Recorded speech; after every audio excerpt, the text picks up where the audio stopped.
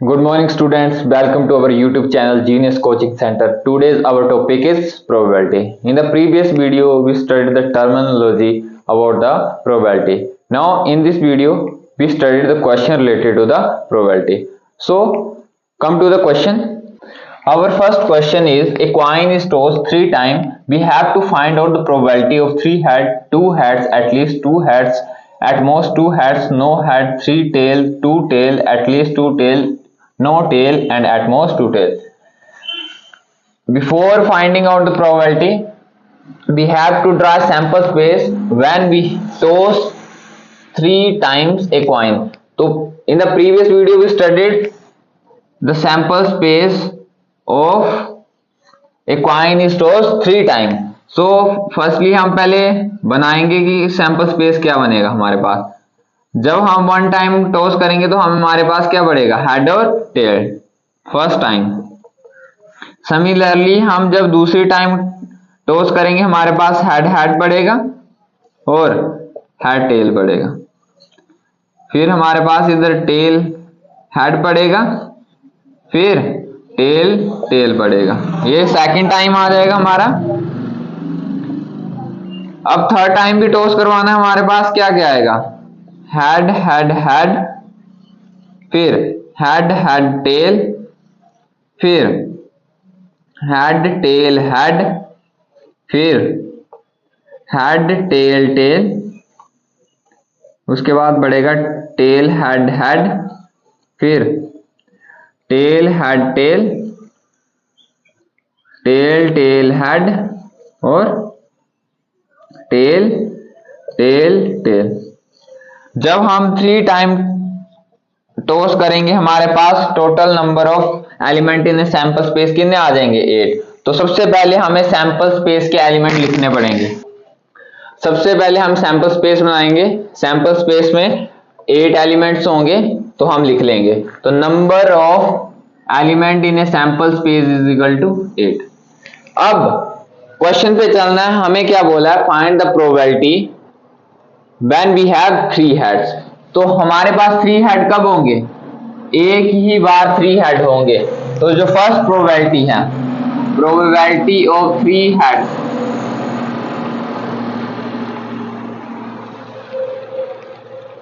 जो first probability है वो निकालनी है. हमारे पास थ्री हेड होने चाहिए. तो हमारे पास थ्री हेड वन टाइम ही आ रहे हैं, तो टोटल नंबर ऑफ हेड्स कितने आ जाएंगे, 1, और टोटल कितने हैं 8.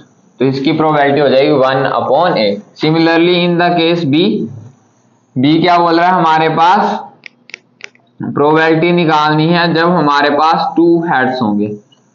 तो हम सैंपल स्पेस में देखेंगे कितनी बार टू हेड्स आ रहे हैं, 1 2 3, थ्री टाइम्स ही टू हेड आ रहे हैं, तो 3/8.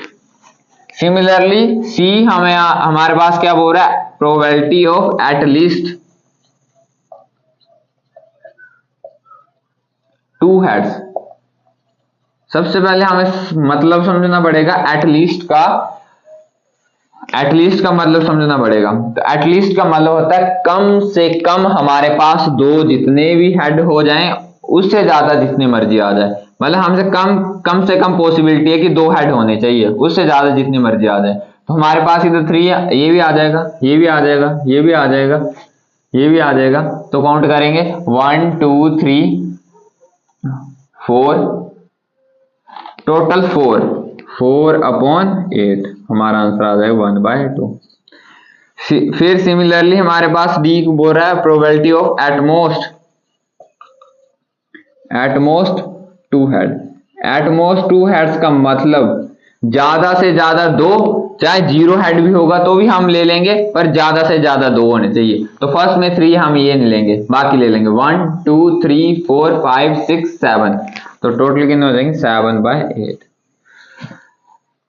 अब ई क्या बोल रहा है, probability of no head. Probability of no head, हमारे पास नो हेड इधर 3 टाइम, इधर 2 2 2, तो हमारे पास इधर एक भी हेड नहीं है. तो वो कौन सा केस है, जब टेल टेल टेल बढ़ेगा तो प्रोबेबिलिटी आ जाएगी 1/8. अब हमारे पास अगला बोल रहा है find the probability of 3 tails, तो हमारे पास 3 टेल्स कब बढ़ेंगे?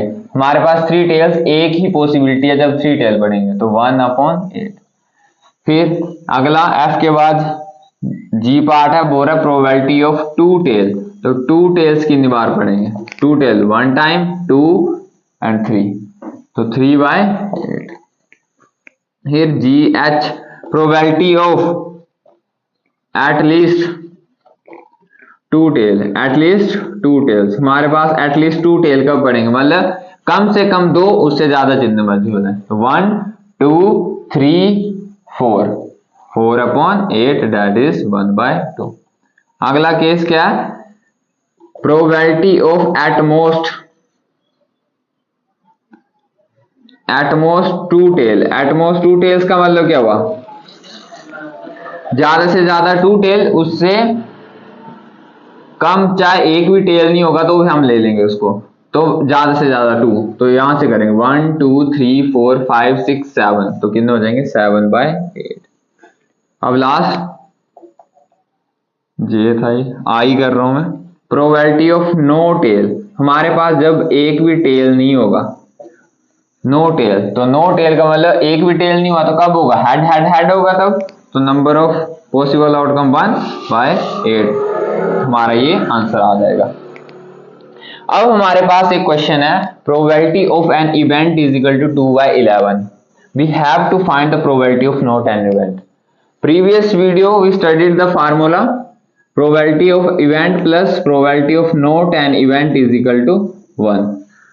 So with this help of formula we can find out the probability of not an event. Probability of not an event is equal to 1 minus probability of event. So substitute the value probability of event 2/11, we will get 9/11. So we can find out probability of not an event by using this formula. Let us consider another example. Probability of an event is equal to 0.35 and probability of A intersection B is equal to 0.25 and probability of A union B is equal to 0.6. We have to find the probability of B. So in this type of question we have to learn the formula, that is probability of A union B is equal to probability of A plus probability of B minus probability of A intersection B. सबसे पहले हमें ये formula पढ़ना पड़ेगा।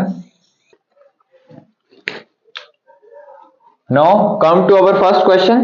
We have to find the probability of B.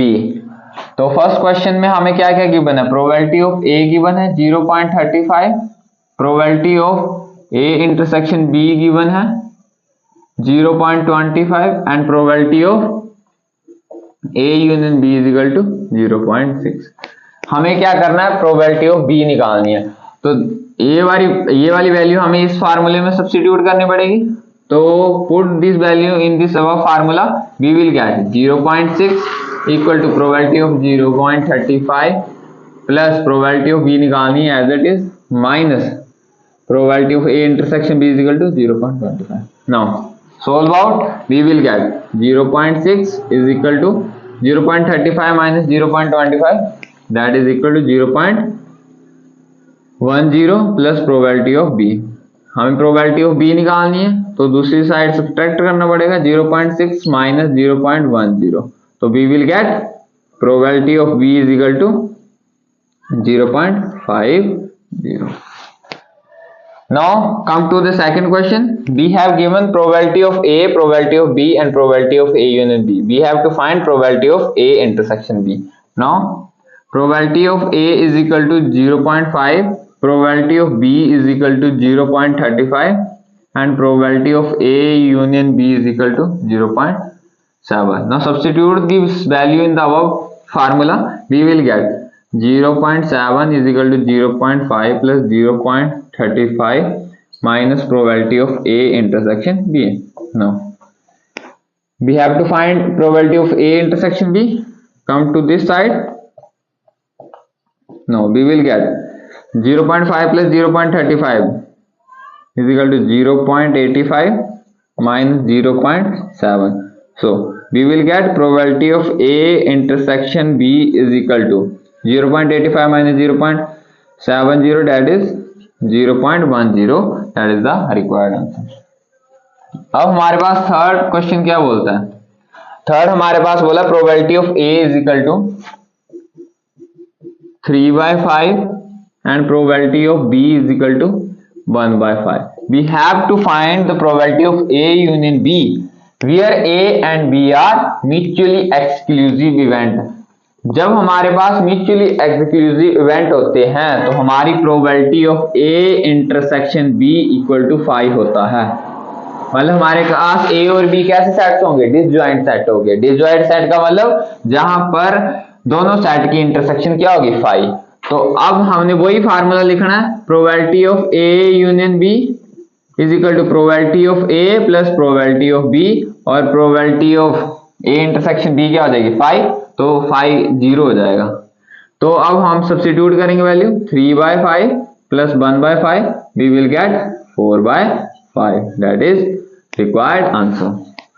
Now come to the fourth question. We have probability of event is equal to 1/4 and probability of F is equal to 1/2. We have to find probability of A union B and probability of A intersection F is equal to 1/8. Substitute the value in the above formula. We have to find probability of A E union F is equal to 1/4 plus 1/2 minus 1/8. Now solve out.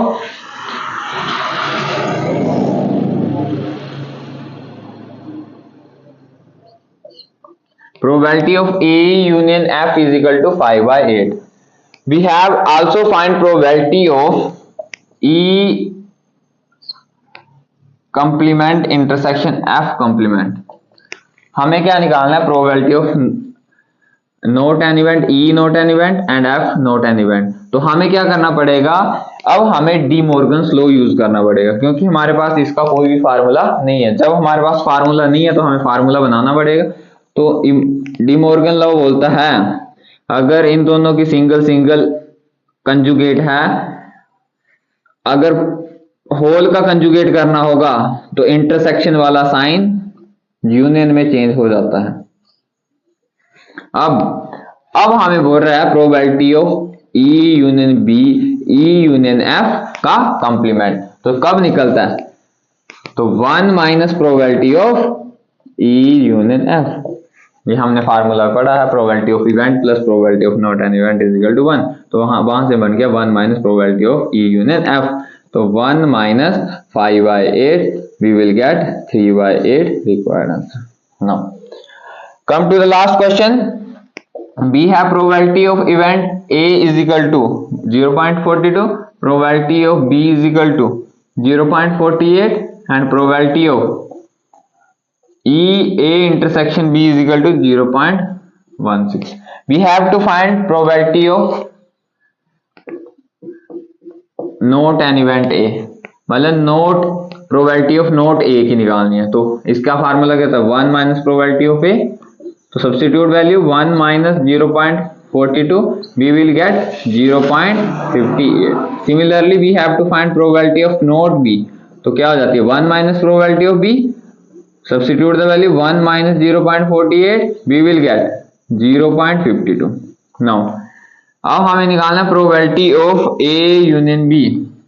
तो we know the formula, now substitute the value in the above formula, we will get 0.42 plus 0.48 minus 0.16, we will get 8 plus 2 10, 4 4 8 9, 0.90 minus 0.16। अब solve करेंगे और हमारे पास क्या आ जाएगा? 0.74, that is the required answer. Hope आपको probability का concept समझ आया होगा। मैं हर रोज आपके लिए नई नई वीडियो लेके आता हूँ। Please like share and subscribe my channel. Thank you watching for my video.